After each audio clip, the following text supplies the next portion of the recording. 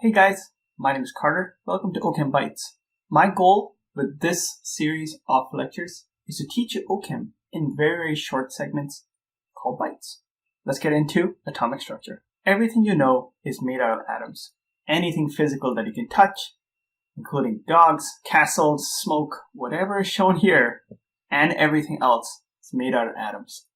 And atoms are fundamental to organic chemistry. Here's what an atom looks like. It's got a bunch of electrons, these are these green things.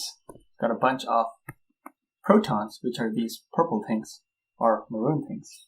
And then it's got a bunch of neutrons, which are these gray things. Protons are positively charged, electrons are negatively charged. Protons and electrons attract each other because they're oppositely charged. And neutrons don't really have a charge, but they're kept together in the nucleus due to different forces, which we're not really going to cover right here. You've probably seen one of these before. This is called a periodic table. And what you see in each one of these, let's take a look at carbon. We've got this number 6 in the top left. That's the atomic number, or the number of protons that's there in this atom. This number below it, 12.011, that's the number of protons, neutrons, and electrons all together added up inside this atom. And you can see every other element that's in the periodic table also has its own associated atomic number and its own associated atomic mass. Alright, let's get back to the original thing, which is the atom itself. Now, when you have more protons than electrons, that means overall you've got more positives than negatives. Remember that protons are positive and electrons are negative.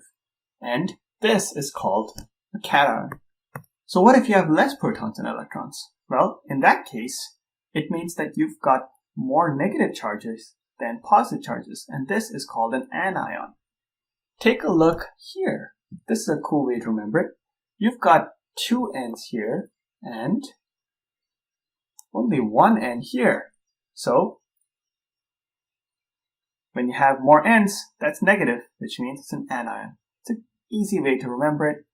I thank masteringorganicchemistry.com for this tip. And you might be wondering, what happens if the number of neutrons changes? Well, then it's called an isotope. And what's really cool about isotopes is that they're detectable. What does this mean? Well, you take a look at hydrogen. Normal hydrogen has one proton and no neutrons. When you add a neutron, this is called H2 or deuterium. And this is actually detectable on mass spectrometry. We'll talk about this in a future bite-sized lecture. If you add two neutrons, this is called tritium. And this is radioactive. Tritium decomposes, it has a half-life of roughly 10 years, and this is detectable again. And we'll talk about that also in a future lecture. That's it for this bite-sized chunk. Make sure you sign up by subscribing at the bottom, liking this video, and I'll make a lot more of these in the future. Thanks a lot. Talk to you later. Let's keep learning organic chemistry.